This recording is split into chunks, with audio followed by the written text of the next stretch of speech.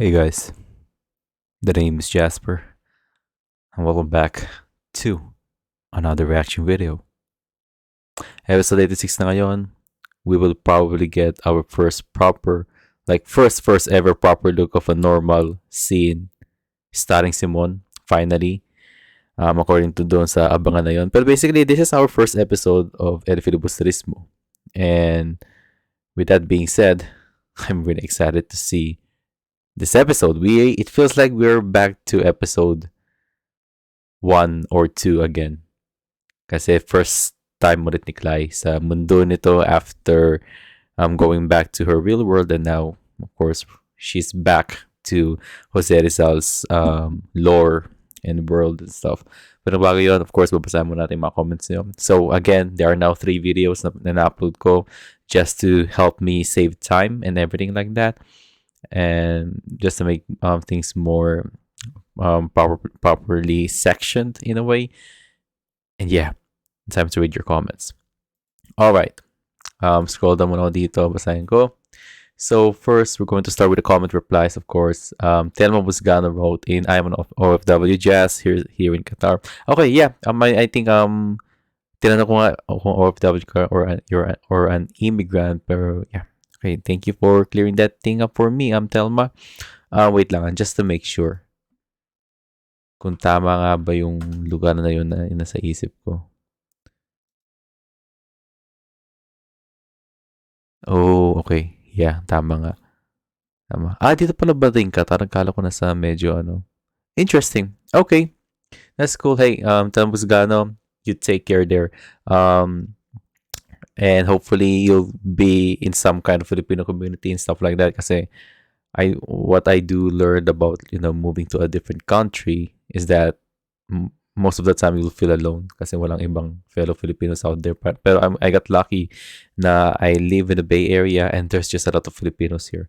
Especially if you go to the San Francisco airport, ang daming Filipino. Nakagulat lang. Like, lahat puro mga Filipino, and I'm just happy, walking around and hearing someone talking Tagalog or sometimes Bisaya, and I'm just happy hearing that. But yeah, you take care there, Tama Busgano. Julius Christopher wrote in. Okay. Rest well, Jasper. Get enough sleep. We will be waiting naman for your reaction video. Hey, thank you so much for that, Julius. I was able to get some slight of sleep.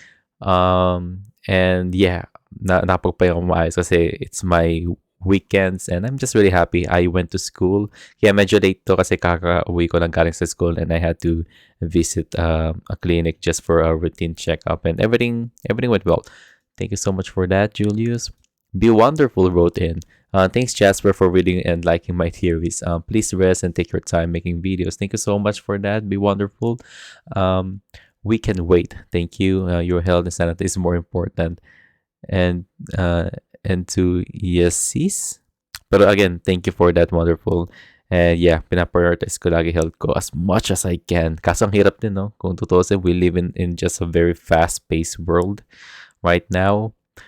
And yeah, I'm just happy na, most of the time I'm always trying to choose myself first para makapagpahinga ako ng maayos. Okay, number 1, I've heard about Jar Jar Binks being a Sith Lord. Oh God. I love that theory. Naalala ko na, I just really love that theory. I hope that was the case though. I hope that was the case. Pero as it turns out, no, hindi naman yata. Okay, number 2. I also think Clara and Ibarra will meet again in the show. I think she will know Simon is Ibarra, and I think she will die trying to escape the convent. Okay. Pag sabi being so obsessively possessive will know her plans to escape and kill her probably by accident. Oh, by accident. That will be a very interesting take. We'll see, pero by accident, that will be interesting. Tignan natin. In the books, I think no one really knew how she died except she died the day before Simon was to rescue her. Okay. So that was the day before Simon. Oh, okay. Oh, okay. I'll take your word for it. Be Wonderful. I for some reason akala ko si um Like Marie Clara namatay even before Simon went back to the Philippines. Akala ko parang ganun. Pero hey, if it was a day before Simon was about to rescue her, then that is kind of heartbreaking. Like he was a day late. Imagine that. I think the reason no one knows the reason how she died is because she was murdered. Oh, she was murdered. Akala ko nagpakamatay siya. But anyways, that's really interesting. I'm really super excited and curious to know how the writers are going to approach that part of Maria Clara's story. Pero again, I'm also this person who's saying na I want a happy ending. Right now, I simply just don't care about whether they're going to follow the what kung ano yung storya mismo sa libro. Hindi ko, wala na akong pakialam doon. Kasi daming libro ng El Filibusterismo, yun lagi ang story, diba? It wouldn't hurt if this show will have a different ending sa El Filibusterismo. Like, I'm already in that point na, yeah, writers, again, just do whatever you want. If you guys executed it well, properly, then I'm happy. I'm happy about it. And yeah, I'm on the party right now na gusto ko na happy ending sa Mara Clara at Ibarra. If not, maybe a bittersweet ending. But yeah, that's awesome to know. Be wonderful. It's cool to know another Star Wars fan here in the comment section, and you also like Game of Thrones, diba? So that's really good. That's really cool to know. Too bad next year pa yata yung House of the Dragon. Napanood niyo ba yung House of the Dragon? House of the Dragon is really amazing. I decided to read the book, yung history ng mga Targaryens, pero um, I just got too busy as always. Wala akong librong natatapos um, except for the books na kailangan kong basahin sa school, pati yung Non Mitang rin, El Filibusterismo mismo. So, thank you for that. Wonderful. Rico Ricks wrote in, Hi, Jazz. Hope you're doing well as always. I'm doing amazing, Rico. Thank you for asking. I just noticed nung may tumawag kay Prof. Torres, familiar names, Barry, as in Barry tumawag, tapos Pido, kasama niya. Curious ako kung sino si Barry or Pido na yun. Barry. Oh, yeah, I remember. Yeah, naalala ko yun. Tama yung sa telepono, di ba? Yung pumasok siya. There's a reason kung ba't sinabi yun ni, I'm assuming Barry can be like Ibarra. Di ba? Pido, parang Fidel, di ba? Parang gano'n, napapansin niyo yun? Man, that's an if there's a larger meaning behind those names sa mga kinausap ni Professor Torres, then I wouldn't be surprised if there is a larger meaning behind it, or maybe it was just a small Easter egg, pero that would be really interesting. In some shape or form, it adds more to the mystery of Professor Torres and even the Fidel character mismo. Kasi, I mean, clearly, Barry, Ibarra, and Pido, and Fidel, di ba? Parang ganun. Gusto ko sino yung makilala ni Professor Barry Pido na yan. See you until next reaction video mo. Abang din ako as always. That's awesome, Rico. Never been excited sa Monday dahil dito sa show na to. Thank you so much for that. I'm also really excited during Mondays kasi it's a new week, a new set of episodes, a new kind of theme. Every week, parang there's always a different theme sa Maraclara Tibara, diba? Right now, this theme is all about El Filibusterismo and super, super excited about it. Thank you so much for that, Rico. Arte wrote in. Hello, Arte. Ang pangalan po pala ng character ni Lou Veloso o ni Prof. Torres sa Maraclara Tibara ayon sa panang article ng Maraclara GMA Networks ay Mr. Jose. Jose R. Torres. Yung nga eh. Mga anong R na yan? Rizal? Okay. Interesting. Kaya sabi ko, look, madaming tao nagti-theorize before na si Sir Torres ay si Fidel. And I'm like, really? I mean, okay, sige, fine. Yeah, pero kung isipin mo, ba't gusto niyo yun? Ba't gusto niyo yung theory na yun? Like, ano meron doon? Like I mean, no hard feelings no hard feelings. Pero, okay, na in love si Fidel kay Clay. Tapos as it turns out, si Sir Torres pala yun. So, si Sir Torres na in love kay Clay. Parang ganun ba yun? Like, I don't know, it kind of rubbed me the wrong way. Kaya siguro sabi ni yung isa sa mga viewers natin nagsabi na parang kinakalibutan daw si Doktora Suzette Doctolero, something like that. Kinakalibutan daw siya sa theory na yun. Kasi, I mean, kind of is, pero it makes a much more sense if ever si Sir Torres ay isang Jose Rizal nga. Siya nga si Jose Rizal. Pero, I don't know. We'll see. Kasi again, the Professor Torres character is one of those mysteries na naku-curious pa na ako I mean, he has magic. Clearly, naging firefly siya, so kaya niya mag-transform ng ibang hayop. Kaya mag-teleport ng tao, mag-transmigration ng ibang tao, and stuff like that. So, there is something about Mr. Torres na I am really curious about to know about. Thank you for that. Mario Lourdes wrote in about dun sa comments na hinahanap ko. Okay, sige, hinahanap mo na. Okay, nakita ko na. Okay, good. Hindi ay ako matulog hanggat hindi ko mahanap, pero spoiler yun, kaya hindi ko sasabihin. Oh, okay. Okay, hindi ko sasabihin Okay, that's interesting. Hey, if ever yung spoiler na yun ay na-reveal na sa isang episode, tell us about it, Mario Lourdes. I'm really curious to know what you discovered. About naman sa pag-theorize ng mga viewers sa isang Pinoy series, ito yung second series na alam ko. Yung una is yung The Lost Recipe. Okay, yeah, I heard about this several times. Several of you guys mentioned this before. Sobrang dami din theories ng mga viewers kaya masaya din manood. Just like Mikay, unexpected yung pagtanggap ng mga viewers The Last Recipe, lalo na hindi yan pinalabas sa main channel. Okay.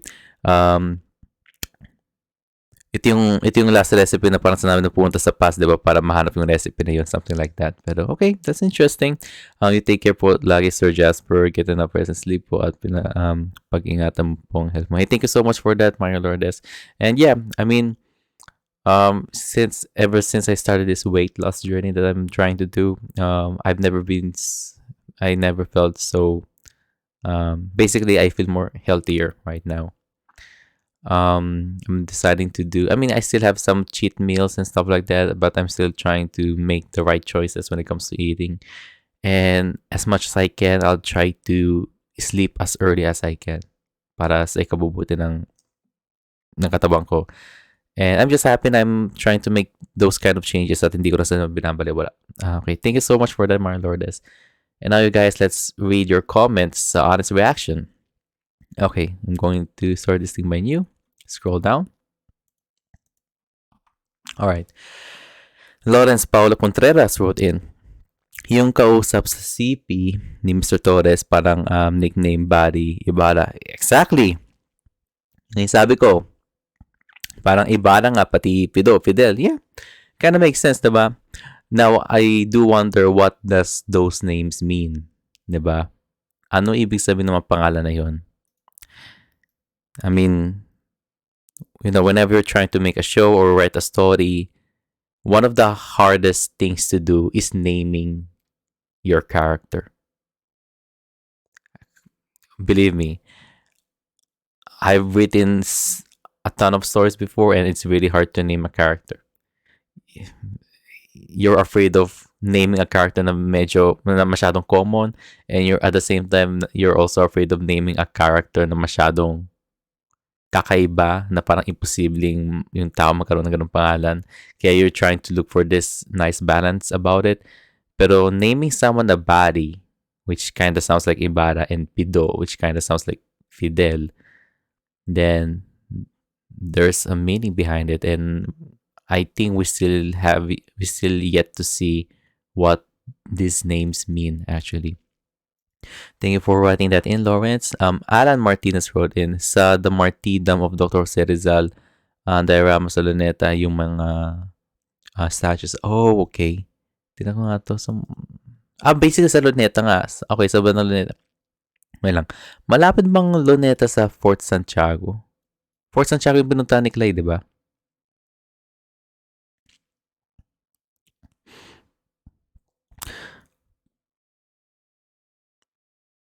Okay, so dito yan. Ito yung Wisdom. Oh, magkatabi nga lang. Tapos, Fort Santiago. Gano'n kalayo? Ganito lang pala kalayo yan. Interesting, man. I really need to visit the Philippines again.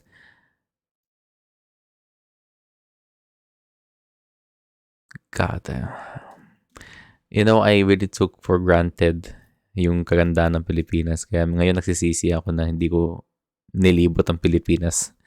Ngayon na dito na ako. Pero hey, if ever I come back to the Philippines, bibisitahin ko ito ng sobra-sobra. Pero thank you for telling that, making me aware of that, Alan. Kasi, yeah, I think napuntahan ko na nga yung lugar na yun. Hindi ko lang matandaan. Kasi nakapunta ako sa Rizal Park maybe just 3 times. And nandun ako para lang makita yung mismo monumento. The other parts of it, I can't remember. Alright, thank you so much for that. Angelica Palin wrote in. Alright, kaya daw nagdala ng sabon si Clay Selfie kasi paliguan niya si Fidel. Nagdala siya ng sabon, hindi ko matandaan yun na, pero okay. Okay, dahil mahaba ng pug ni Fidel, okay. Papaliguan si Fidel, ha.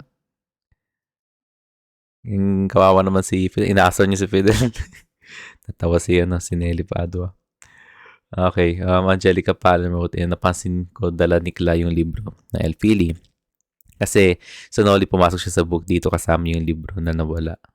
May twist kaya kung bakit sa Elfili kasama niya yung libro. Okay, basahin mo natin mga comments. Walang twist, sadyang iba lang ang way ng pagpasok niya ngayon at masanda siya. Joe Taps para naging bypass kiniklay ang binigay ni Marikla patawid sa Elfili Busterismo. Yeah. And basically, my interpretation to that is also na not a twist per se, pero I think gagamitin ni Clay yung libro as a guide para ma-walk through niya yung mundo ng El Filibusterismo mismo. Diba, I mean, whenever you're in a zoo, meron kang brochure na mapa. Diba? So basically, I think she's going to use the book as a guide. And I think I also said in the analysis na basically si Clay ay pumunta sa El Filibusterismo much prepared. Meron na siyang bag, of course. Meron na siyang ibang mga dala, mga gamit, and meron na siyang libro. So she's like ready she's 100% prepared na. Nabasa na niya yung libro. It's like she went to this story kung saan alam na niya yung buong storya and alam na niya yung kanyang gagawin. So, I think this approach in El Filibusterismo is not going to be the same like Nori Mitangere.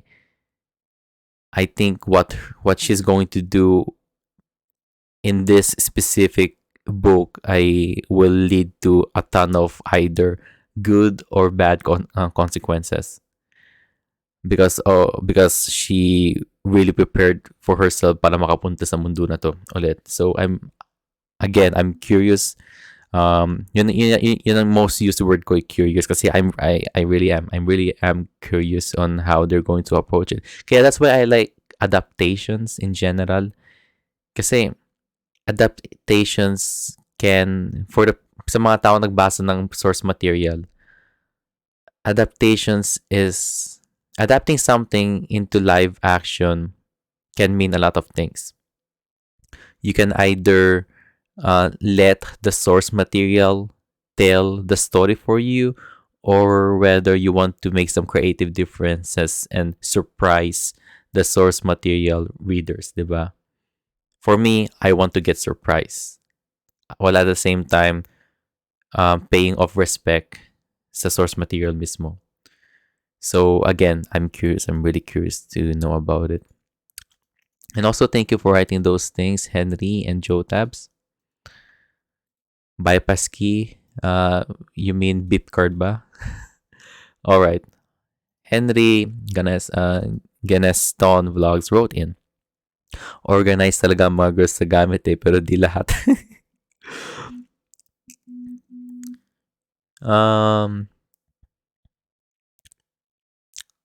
Well, yung girlfriend ko organized. The other girls that I know that are my friends are also organized. But kung hindi lahat, okay, hindi lahat. That's, I think that's just human nature. I do know some men who are very organized. Ako hindi. I mean, I think I am organized. I mean, I organize my calendar. Pero mga gamit sa bahay, hindi. Anyways, Be Wonderful wrote in. Theories. Barry is for Ibarra and Pido is for Fidel. Yep. That's also my theory. It's funny lang, no? It's funny lang na we make up our own theories and so far nakakita na ako ng dalawang tao na yun din ang iniisip ko. Barry is for Ibarra, Pido is for Fidel, di ba? So that means if intentional nung Barry and yung Pido na name, then that means the writers are trying to send a message, a specific message, and isang literal na message na hopefully magets ng mga viewers. And for the people who are theorizing na Barry is for Ibarra and Pido is for Fidel, I think we get the message, naintindihan natin yung message na yun. And I think that's important.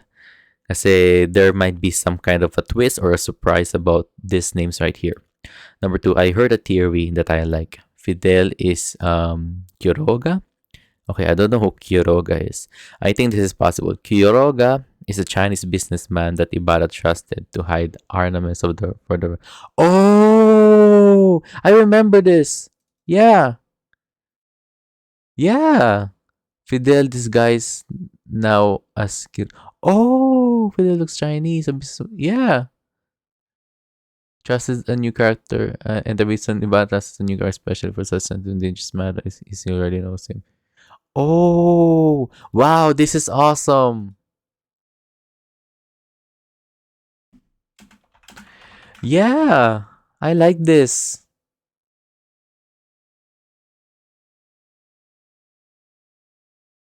That makes 100%. I mean, it makes sense. Tama. So, tignan ko yung mga picture. Nalupit lang. Pero, hey, hey, hey. So far, this is the best El Filibustrismo theory na nabasa ko. Thank you for putting that thing in my radar. Be wonderful. Okay, I like this one. I really like this theory. Fidelis Quiroga. Tama, tama. Hindi ko matandaan yung pangalan na to, pero I do know na meron ang Chinese businessman na nakipagano si Simon para magpag-trade. Okay, that's cool. That's cool. That's really cool. Awesome. I like this. That's again, I am surprised. I am surprised. Right now I just want it to happen. I want it to be reality kasi if that is the case, then that's the beauty of adaptations, 'di ba? In some shape or form, itong taong nalimutan ko na, itong Quiroga na to, na Chinese businessman. Nalimutan ko na ano, yung pangalan niya and stuff like that. It made this character more full kasi when you think about it, this character exists in Nonimi Tangere and it's a friend of Ibarra. 'Di ba? It now makes a ton of sense. And again, it made the character more fuller. It made the character more three-dimensional. And what I learned about writing is that whenever you're writing a character, you wanted to know whether it's whether it's better to make a new character or yung new character na lang na yon ay i-implement mo na lang sa isang current existing na character mo. And I think that is what the writers did. Instead of making a new character like Fidel, in-incorporate na lang yung Fidel character with the Quiroga character na nasa El Filibusteris mo para lalo lang maging fuller yung character na to, itong El Fili character na to by the end of the day. I like it. I like this theory. This is an amazing theory. Be wonderful. Hopefully matandaan ko yung theory na to and stuff like that. Pero again, I love this theory.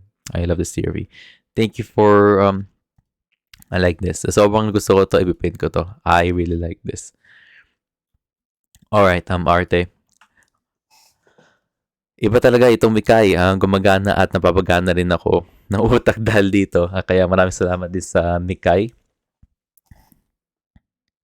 Para dito ay may gamit at napanggagamitan din ng utak sa pag sa eksena at episode bukod sa theorize ng kwento, lahat ng characters, teleserye, pang pelikula, pang telebisyon. Kasi ano naman ang pagkukulang pa ito sa episode ng eksena ng Mikay bukod sa mga ilan at iba pa. Wala pa po atang ibang teleserye na palabas sa Pilipinas na maski iba pang bansa sa buong maliban lang po sa ilang pelikula animation gaya ng Avatar The Last Airbender. Oh, wow! Pinapanood ba yun? Alam mo ba, yun ang favorite cartoon series ko of all time. Cartoon na kasi, I mean, it's an American show, clearly, with anime inspirations. My favorite anime is Attack on Titan, pero hey, that's interesting to know. I love those shows. Pero hot take, I think Legend of Korra is a way better show compared to Last Airbender. But both of them are amazing. Both of them are amazing. Lalo namang ilang anime na ng pelikula na nagpapagawa. Itong bagay, amikay pa lang po. Yeah, that's what I also said before. Ang sabi ko, look, I never watch a ton of anime. I'm sorry. I never watch a ton of teleserye. Okay? I never watch a ton of teleserye. But I find it interesting na this show itself, Clara Ibarra, which is based off sa dalawang nobela ni Jose Rizal. How come how come there is a community that really loves to talk about both of these stories and they come up with theories and stuff? It really goes to show na yung community ng Clara Ibarra ay buhay na buhay na buhay na buhay. And that is a testament on how the filmmakers were able to execute this show properly. This show resonated with a lot of people. Base sa mga nababasa ko sa comment section, I was able to talk with Gen Z people, with millennial people, with boomers, and all of them love the show. And all of us are talking about theories about a teleserye. Imagine that we are talking. I'm not saying that teleseries are bad, pero sa mga teleserye, again, konti lang teleserye na nakita ko, pero it's just weird talking about theories and gumagawa tayong analysis about a teleserye. Given na araw-araw makikita naman nating episode, we don't have to wait for like a week to theorize about something. Pero, again, ito lang yung teleserye na talagang napapaisip ako na where I have my own made-up fictional story and nagti-theorize ako, what if si ganito, ganyan-ganyan? Bakit, ano ba meaning ng Firefly? Ganyan, bakit may alitap-tap? Sino ba si Professor Torres? Ano ba yung pocket watch na yun? Si Fidel, wala naman siya sa libro. Sino siya? 'Di ba? Yung mga theory na yun, again, it's just a testament on how amazing the show is. Kasi it resonated with a lot of generations. Saka po, hindi lang po napapaganda sa isang teleserye. Yeah, that's true. Mga komunidad na makapilang grupo na pala tayong lahat na nakapanood. Yeah, yung sabi ko, masaya po ako para dito. Marami rin po ako natutunan sa inyo. Thank you so much. At sa iba po mga tao na tagapanood, gaya po ng ibang mga nakukomento, tagakomment. Yeah, that's why I love this community. I love it when, whenever some people will reply to other people's comments. Kasi it really shows na, we have this kind of community where we can peacefully and have a civil discussion about our love with Clara Ibarra, diba? And I want that to exist. We have Facebook groups and stuff like that. Pero YouTube, I think when it comes to this kind of shows, I think it feels more personal whenever we talk about a show in video form. Kaya nga I do this comment replies kasi it feels more engaging whenever I'm talking to you guys in video form instead of like leaving a comment and typing stuff. Diba? That's why sometimes it feels better to video call or call people than sending text messages. Masaya rin po sa nagpapabilang at nagpapaloob ng isang malaking komunidad na makapilang grupo na nakapanood na nag-iisip Mapahayag, hindi lang para sa teleseryeng Mikay at sa mga nobela noon mitang na filibusterismo mo, kundi sa buhay rin do. 100% yeah, yeah. Even though even though it feels like we are treating this show as like any other shows na nakikita natin na within our pop culture, we should never forget that we are talking about a show that is based on the two novels that our national hero wrote. If that doesn't if that doesn't speak Pinoy pride, then I don't know what it is. Pero and then I don't know what is, diba? Pero hey, it feels great whenever we show our love with this show, and it feels great now whenever we're treating history, Filipino history, Filipino culture on how we treat like other pop culture, like other shows and movies gaya ng mga Marvel movies, DC movies, um, yung mga horror films out there, The Last Airbender, and anime and stuff like that. It feels great. It feels to be in a place where we can talk about this stuff with enthusiasm, especially when it focuses on our identity as Filipinos, diba? So, hey, this is like a once in a lifetime thing, and I'm just really, really happy to have this platform, which is YouTube, and to have the community, which is you guys, and be in this place kung saan we can simply show our love with the show. I said na this is all. I'm very transparent about this show, honest reactions and stuff like that. And there are some instances I showed some of my gripes, some of my nitpicks about this show. Whenever I think na something feels off, sinasabi ko yun sa inyo, gaya ng yung scene sa dinggin nyo kami, yung mga taong umiikot-ikot lang sa loob ng simbahan, parang naglalaro ng musical chairs. I called that thing out. Sabi ko, that feels weird. 'Di ba? I said yung tunog na yung Guardia Civil, tinutok nila yung baril nila kay Fidel, pati kay Clyde dati. Yung sound effect na yun, galing sa Counter-Strike. I called that thing out. Sinabi ko din yung mga, yung nitpick ko about the overuse of flashbacks. 'Di ba? Sinabi ko yung lahat. Pero remove all of that, that is just like 5%. 5% ng dumi sa show na to. And the remaining 95% is nothing but my full admiration with this show na to. If only I was able to watch a lot of teleseries in the past so that I can compare the quality of this show compared to the other teleseries. Pero it does feel like this is like a top tier Filipino teleserye that should be the gold standard for Filipino teleseries in the future. Pero I can't say that kasi I haven't seen other Filipino teleseries before.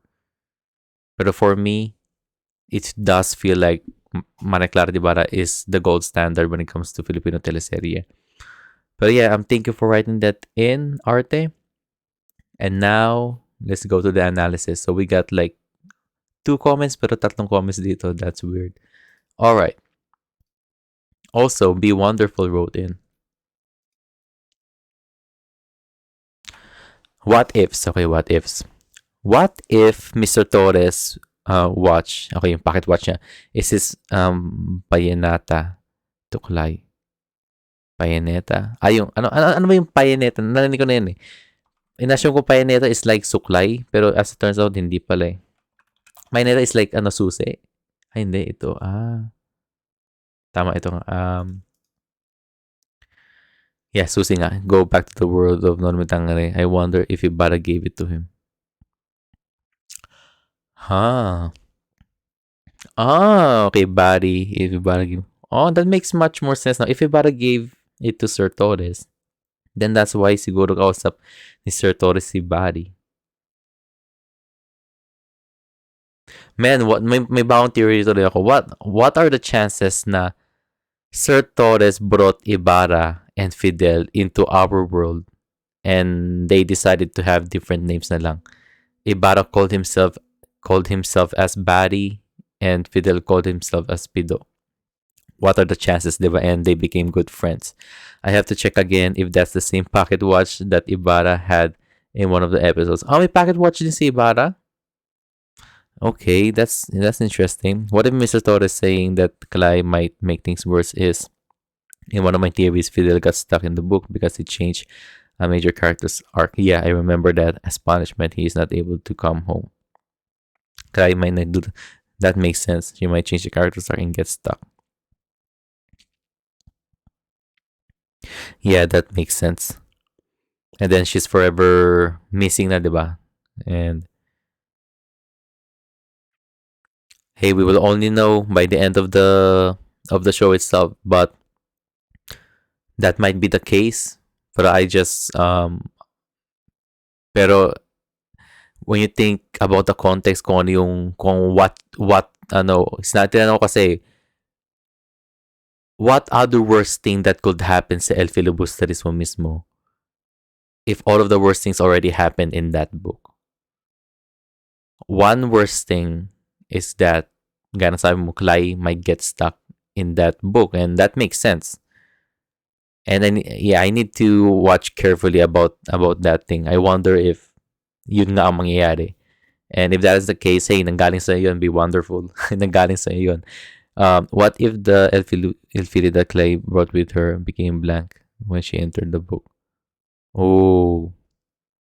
And she's going to write her own story? Huh. Maybe that's why umiilaw yung libro. I mean, I don't know, maybe. Tignan natin by the end of the show. Pero interesting theories from you be wonderful. Interesting theories from you. Leche. Panyeta na. Punyeta tuloy. Panyeta. Sorry, hindi punyeta. It sounds the same though. Okay, JM Upama wrote in. O nga, no, very intriguing yung pagpasok kay wherein naka-freeze yung mga tao. Maybe, since madami na bago ni Clay Sanoli version niya, kaya nag-a-adjust yung El Philip para may continue the flows. Okay. I kinda like that. Yeah, that makes sense. Yeah, napansin ng mundo ng El Philip na, nandito na si Clay.